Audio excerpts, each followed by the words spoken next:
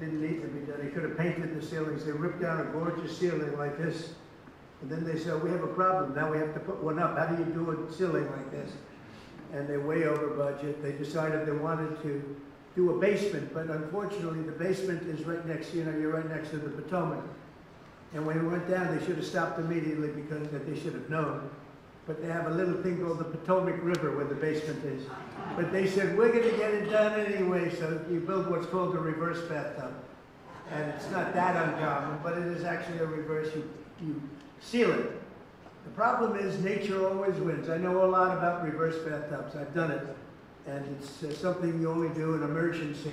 There was no reason to do it there. They could have actually, if you think about it, they could have added 3 floors on top, and it would have cost about $2 billion less. So they ended up in this disaster of building a basement in the Potomac River and keeping the water out. It's very hard to do.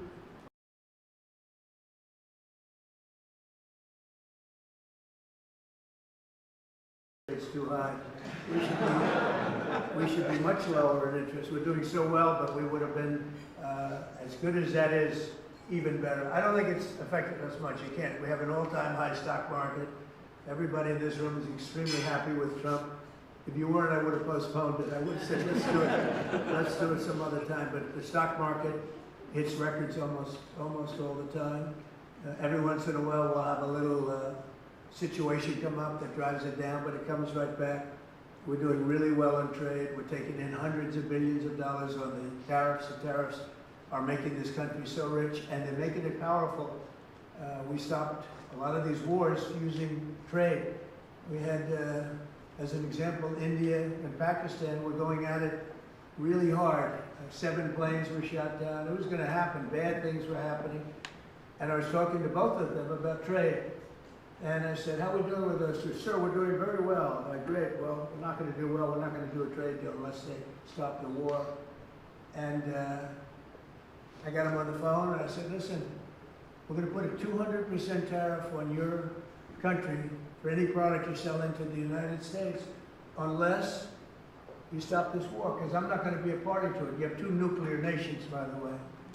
No, you can't do that. I say, I can do that. Very easily I can. We're not going to have to lose millions of people from the planet. And frankly, that dust can blow over here too. It affects everything. It's a powerful, powerful weapon. Too powerful. So powerful you don't want to talk about it. So they said, no. I said, yes. Here's the story.